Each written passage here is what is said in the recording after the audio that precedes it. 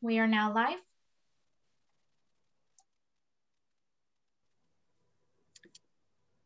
All right, Mayor, would you like to kick us off? Yes. I am Mayor Kathleen Kelly from the city of Palm Desert, and it is our great pleasure to serve as host this evening to provide residents with a bit more information about the redistricting process and an opportunity to ask questions. We are deeply grateful that Commissioner J. Ray Kennedy has made time available this evening to share about the process and to respond to those questions. And thank you, Commissioner Kennedy, for making that time available. I'll invite you to share a bit more about yourself and your role in this process. Very good. Thank you so much, Mayor Kelly. It is a pleasure to be here. I'm one of the 14 commissioners selected to draw the new district lines following the 2020 census. I started working in the field of international electoral assistance really more than 30 years ago. I spent most of my time since the year 2000 leading large and small teams within the UN, United Nations system, supporting elections and election-related projects around the world. I moved to Palm Springs in 2004 in the midst of my work as one of the members of the Election Commission overseeing Afghanistan's 2004 presidential elections, and I moved up to Morongo Valley 1 year ago today.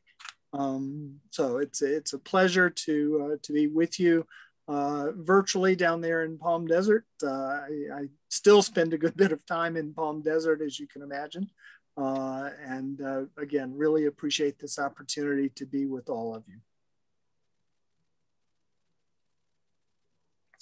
Wonderful, thank you. And I'm Thomas Soul, I'm a tourism and marketing manager for the city. And I just wanted to let everyone in the audience know that we will be taking questions using the Q&A function.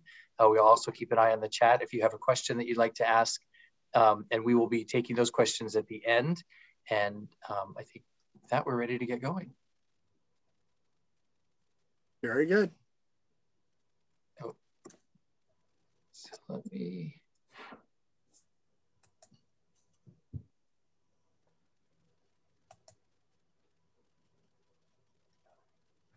All right. Okay, excellent. So in the Commission's Redistricting Basics presentation, we're going to be going over what and who the Commission is, what we do, and how you as Californians can get involved in the redistricting process. Next slide.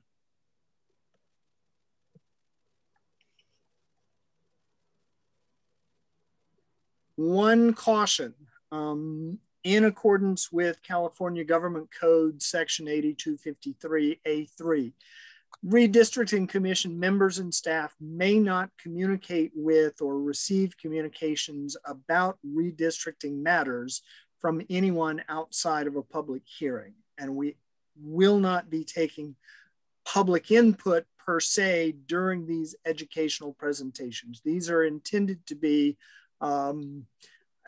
mostly one-way communication, telling you about the process, about the Commission, how you can provide input into the redistricting process itself. But you know, we can't take any direct public input about redistricting during this presentation.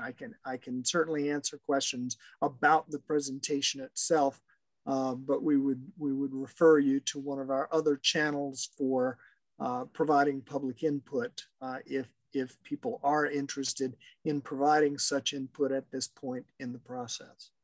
Next slide.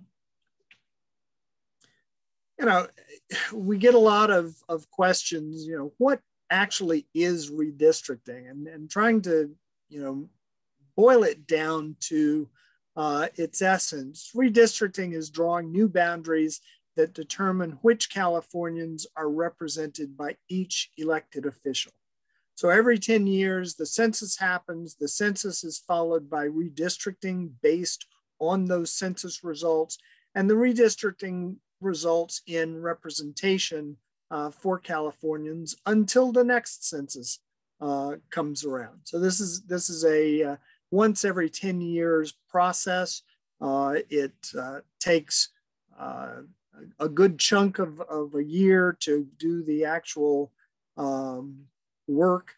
And then the commission will mostly be dormant for much of the 10-year period, but we are in office for the full 10 years. Next slide. So one of the basic things that we have to recognize is that communities change, particularly over a time span of 10 years. People are born, people die, people move both within the state and into or out of the state. That means communities are growing and shrinking, and areas where there were once roughly the same number of people become unequal. And so as those communities change, districts need to be updated to reflect those changes. Why is redistricting important? Why should you be involved? Redistricting has in the past sometimes been used to actively exclude communities from political power, but by fully participating in and monitoring this current redistricting process, we're hopeful that more communities will have a better opportunity to elect candidates of their choice who will voice their needs and interests. Next slide. So as I mentioned, every 10 years, the US population is counted. That data then gets used to draw new maps to account for population shifts, both across the states and within states. So the next step in this process, which is just about a month away right now, is we are expecting reapportionment numbers. So the federal reallocation of House seats among the states is done after every national census to ensure seats are held by the states in proportion to the size of their population. And the Census Bureau has let us know that they anticipate releasing the reapportionment data by the end of April. We then will know how many US House seats we will need to draw. Of course, the number of state Senate seats remains fixed at 40. The number of state Assembly seats remains fixed at 80. The number of State Board of Equalization seats remains fixed at 4. So we will know how many maps we will have to draw, but we still have to wait until later in the year to receive the actual census redistricting data down to the census block level. And again, historically, legislators often drew maps to allow them to choose their voters rather than fully enabling voters to choose their representatives. And that undermined the concept of fair representation, which is to give people the power to choose their representatives. Next slide. Now, the initiative, the citizens' initiative that established the commission in 2008 also established in the state constitution 6 line drawing criteria that we have to be, that we are bound by in this process. And not only are we bound by them, we're bound to consider them in this order. So we can't look first at nesting districts and leave contiguity for later, or look at compactness and then look at the Voting Rights Act. We have to look at them in this order. Number 1 is equal population. Districts must be of nearly equal population to comply with the US Constitution and court rulings based on the Constitution. The second criterion is the Voting Rights Act. Districts must comply with the Federal Voting Rights Act to ensure that minorities have a fair opportunity to elect representatives of their choice. Third is contiguity. Districts have to be drawn contiguously, which basically means all parts of a district are connected to each other. You can't be required to travel outside of a district to get to somewhere else in the district. I mean, that has to do with geography, not with roads. So let's say as the crow flies, you should be able to move from anywhere in the district to anywhere else in the district without having to go outside of the district. Number 4 is communities of interest. And actually, it's a little bit broader than that. The Constitution says that we have to do our best not to divide counties, cities, neighborhoods, or communities of interest in the course of districting. Now, the interesting thing about criterion 4 is all 4 of those are viewed as equal. So neighborhoods are just as important as cities, counties are just as important as communities of interest.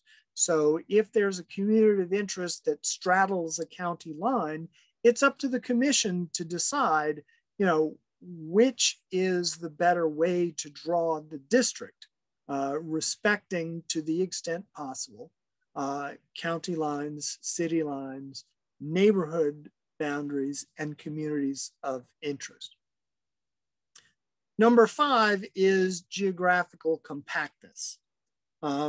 Districts should be geographically compact so that nearby areas of population are not bypassed for more distant populations. And again, keep in mind that by the time we get to number 5, we have to have looked at number 1, number 2, number 3, and number 4 first. So it may be that a district is not, amazingly compact, but the reason for that would be that we wanted to respect communities of interest or contiguity or meet the requirements of the Voting Rights Act or the US Constitution first. And then finally, nesting, where possible. The Constitution, state constitution says that where possible, we should seek to nest districts. Since there are 4 State Board of Equalization districts and 40 State Senate districts, then each Board of Equalization district should theoretically have 10 contiguous and complete Senate districts contained within the Board of Equalization district. Again, by the time we get to criterion 6, we may not be fulfilling that fully. We'll do our best to meet all of these criteria, but we have to do them in this particular order.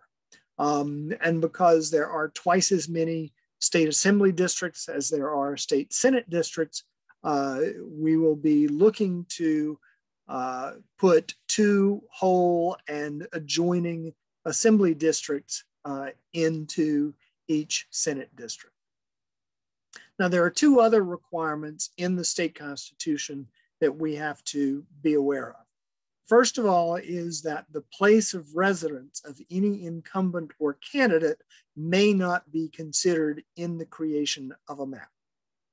And second, districts may not be drawn for the purpose of favoring or discriminating against any incumbent, any candidate, or any political party. So you can see that's a pretty tall order, considering that we will have something on the order of 175 or 176 different districts to draw to meet all of these criteria while drawing 175 or more districts. So there is quite a bit of work to be done. Next. we want people to be very aware that there are different redistricting efforts going on in the state at this point. So the California Citizens Redistricting Commission is responsible for 4 of these: U.S. House of Representatives, the State Senate, the State Assembly, and the State Board of Equalization. We are not responsible for county redistricting, County Board of Supervisors. We are not responsible for city redistricting. We're not responsible for school districts, community college districts, water districts, any other type of local redistricting. What we do want to do is cooperate with those other redistricting efforts, so that if, for example, someone contacts a municipal redistricting team, but their question is actually about the state Senate districts, that team would put them in touch with us, and vice versa. If someone contacts us, but they're really looking for redistricting of their school district, we will do our best to put them in touch with the team working on that school district redistricting effort. Next slide. So just a bit of history. Before 2010 census, the legislators in Sacramento drew the lines. And if they didn't do it in time, or didn't do it, or were sued for how they did it, then the courts usually ended up drawing the lines. Citizens in California submitted an initiative, a proposition in 2008 called the Voters First Act. That created the California Citizens Redistricting Commission and made it responsible for redistricting for state Senate, state Assembly, and state Board of Equalization.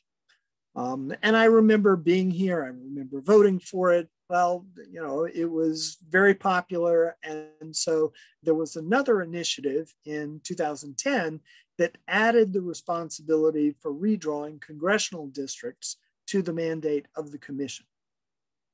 So the 2010 commission was formed on very short notice, actually.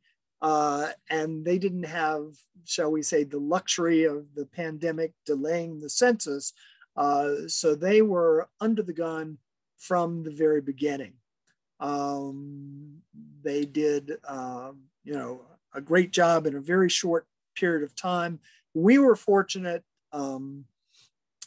The 2010 commission and others recommended that the 2020 commission be formed earlier. So we were actually formed in July and August of last year, whereas the 2010 commission was formed kind of in December of 2010 and started work in January of 2011. As I mentioned, we also have delays in the census that have delayed the release of the data that we need to draw the new districts. So we are taking advantage of this time to do things like this evening's educational presentation to help people understand what the commission is, what our role is, and how individuals throughout California can get involved in the redistricting process by providing us input into that process. Now, California wasn't the first state to have a Citizens Redistricting Commission. That honor fell to Arizona. But since the California Redistricting Commission was established, other states have done so, including Colorado, Idaho, Michigan, Montana, and Washington. You may be aware that legislation currently on Capitol Hill in Washington would mandate the creation of citizen redistricting commissions. So we'll have to see how that goes. Next slide. The selection process for the commission is, I can say from experience, pretty long and arduous. There was an initial application process early last year that resulted in over 20,000 applicants. Those were screened by an applicant review panel within the California State Auditor's Office. Many of those people were invited to submit supplemental applications, which included essay responses and further background.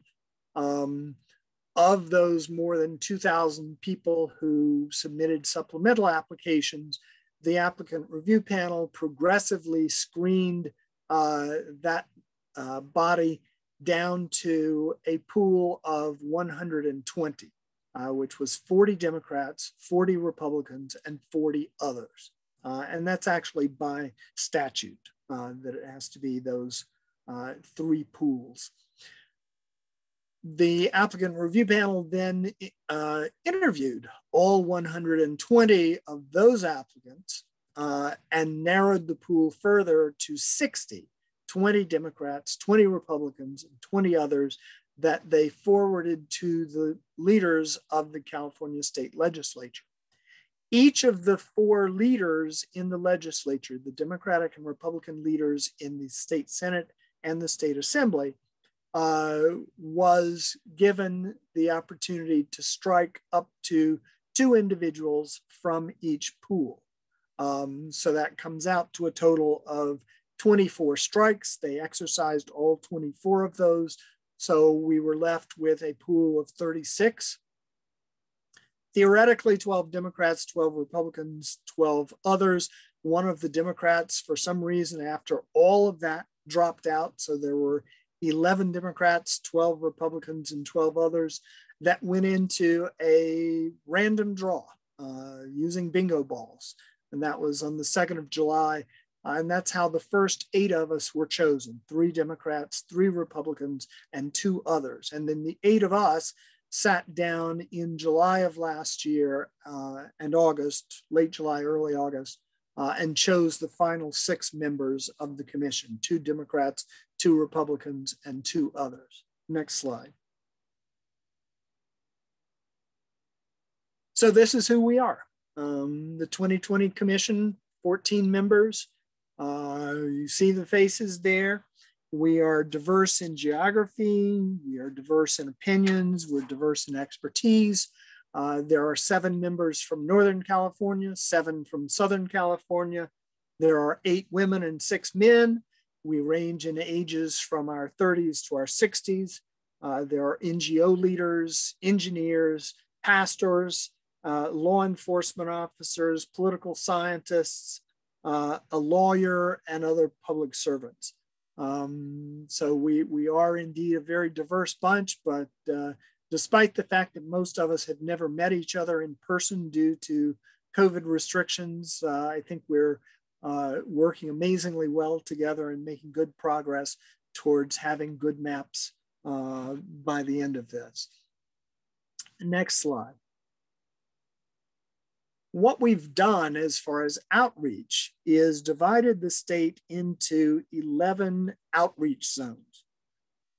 These were largely based on the outreach regions used by the California Complete Count team in regards to the 2020 census. The one change is that in order to ensure that we are respecting the far north of the state and giving them adequate attention, we separated out the metropolitan Sacramento region from the far north. So the far north is now separate from the Sacramento region. Down here, I am the lead person, being a former resident of Riverside County and a current resident of San Bernardino County. I'm the lead commissioner for outreach in Zone I, which is those 2 counties. I have begun speaking to groups throughout both counties, and we hope to be speaking to many more in the course of the coming months. Next slide. I mentioned communities of interest earlier, and this is one of the most fundamental concepts in the redistricting process here in California. It's easy for us to find out what the county boundaries are. It's easy for us to find out what city boundaries are. What we really need input public input on is, what are your communities of interest? So what is a community of interest? A community of interest is a concentrated population which shares common social and/or economic interests that should be included within a single district for purposes of that community's effective and fair representation. So communities of interest can be cultural.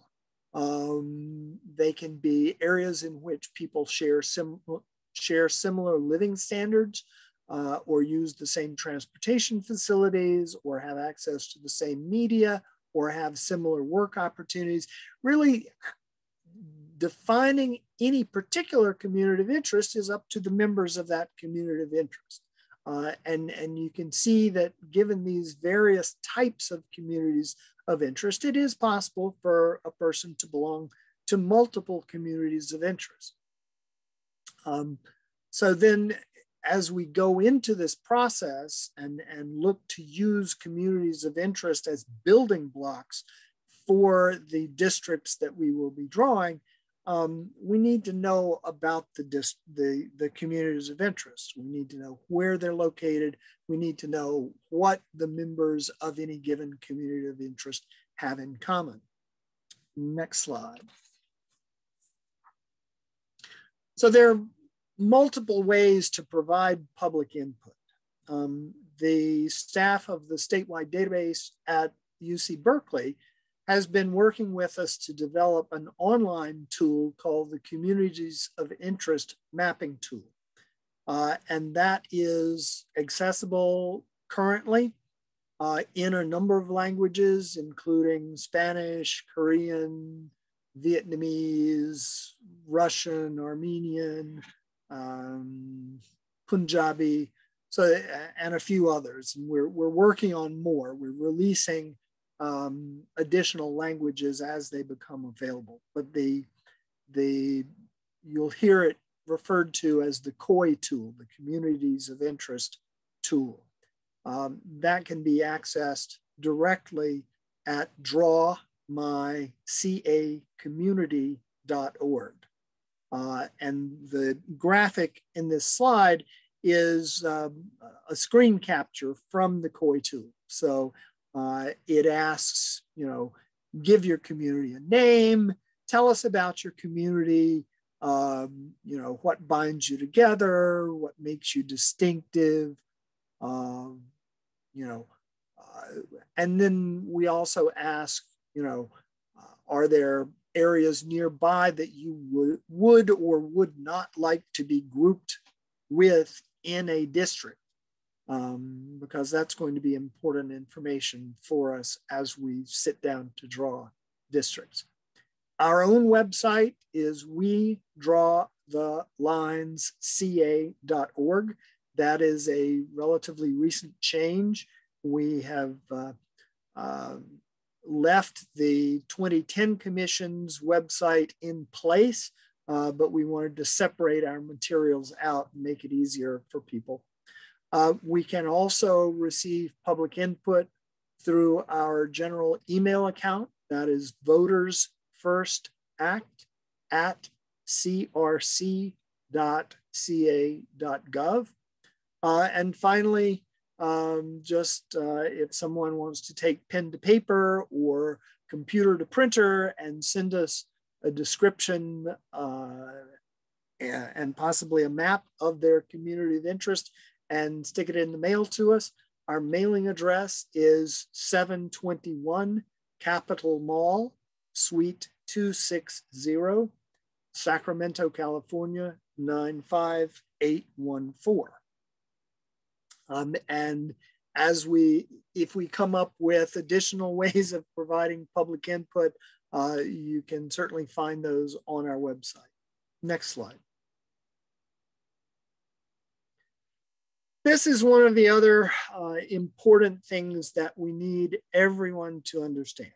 If you just go to the California State Constitution, Article 21 will tell you that we are obliged to submit our final maps to the Secretary of State no later than August 15th in years ending in 1. Well, with the delays in the census and the fact that the Bureau of the Census has indicated that they're not likely to have the census data to us by then, obviously put us in a difficult situation. And this was actually happening as early as last year before the 2020 Commission was even formed. So fortunately, the legislature, the state legislature, and some of the civic groups in the state got together and filed suit in the California Supreme Court. So the case, Legislature of California versus Alex Padilla, who at that point was the Secretary of State, was, I believe, submitted in June and decided in July of last year. So June was before there had even been the random drawing. I believe the 17th of July was probably before we held our first meeting. The California Supreme Court ruled that the commission should have until December 15th rather than August 15th to submit its maps to the California Secretary of State due to the delay in the release of census results. And the Secretary of State was perfectly happy with that. He basically said, yes, that makes sense to me. The Supreme Court's ruling also says that if census results are received by the state after July 31st of this year, our deadline for submitting our final maps is to be adjusted accordingly. And we have had any number of changes in the expected timeline of when we might receive the census results. We still don't know exactly when we will receive them. If we receive them, for example, the first suggestion from the Census Bureau was that we would not receive the census results until the end of, the state would not receive the census results until the end of September.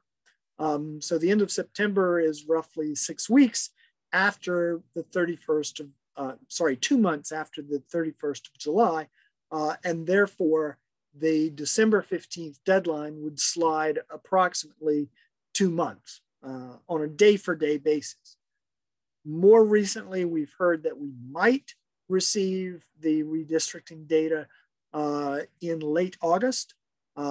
So if we receive the data, say on the 15th of August, which would be just over a 2-week delay, then we would have to submit our maps that same number of days after December 15th. So we just want people to be clear that yes, we understand that the state constitution says August 15th, but the state Supreme Court has ruled last year that we should have basically the time that we need to do a good job, and that involves extending the deadline based on how late we receive the census results.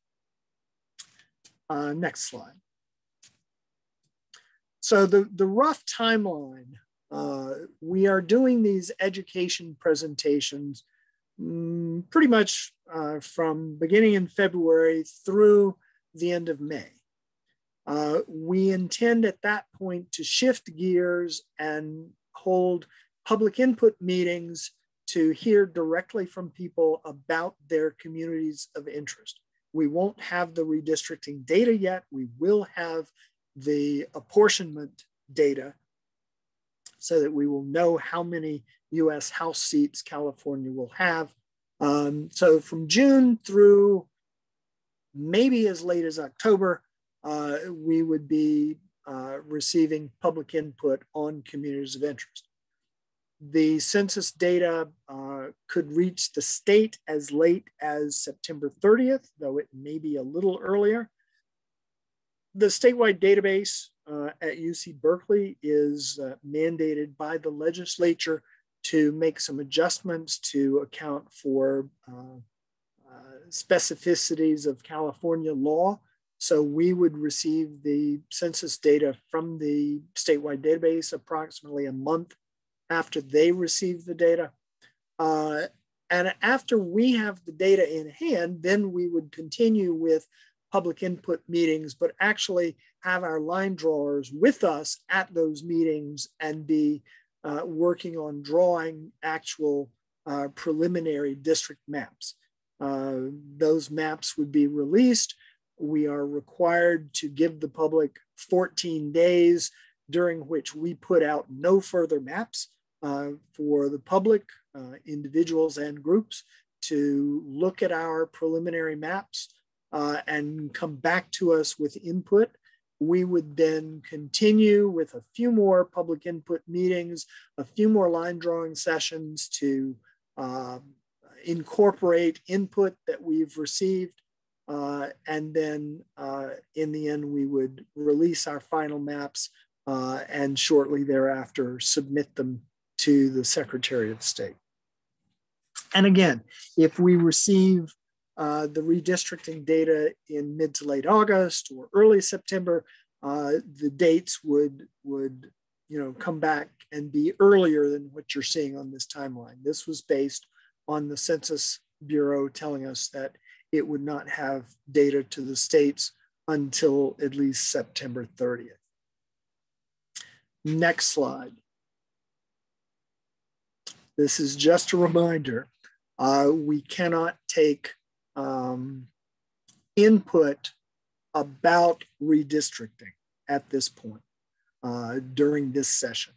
I can answer questions about the presentation, but if you have any public input that you want to provide about the line drawing itself, we ask that you go to our website and or use one of the channels that we reviewed earlier to provide that in. Next slide. And this is very important for me. If anyone belongs to a group that would be interested in having a speaker, and it could be me, if you would rather have one of the other commissioners, you can request that. But anyone who wants to request an informational session can do so, contacting us through our headquarters in Sacramento. We also have social media accounts, Instagram, Twitter, Facebook, LinkedIn, and YouTube. All of these videos of the presentations that the various commissioners are giving in various parts of the state are going up on the YouTube channel as well as our website. So thank you for your attention. And as I say, I'll be happy to answer questions about the presentation, but can't take any direct input into the mapping process at this point. Thank you, Commissioner. We've had one basic question, which was, are you able to tell us what the connection is between this effort and the California Voting Rights Act? The California Voting Rights Act deals, as I understand it, primarily with local representation. So we are governed by the Federal Voting Rights Act, and my understanding is the California Voting Rights Act applies to local redistricting efforts rather than to our efforts. Okay, thank you. And so just as a reminder, this presentation is about the redistricting at the state level, not local level. Right. Okay, thank you. Those were the really the only questions that we had. So thank you so much for the presentation. We appreciate your time and effort in bringing this information to us. You're certainly welcome. And again, anyone who is with us who belongs to any other group that might be interested, it can be Rotary, it can be a neighborhood association, it can be, pretty much anything, let us know and we'll be happy to schedule that. Thank you so much. Thanks, everyone.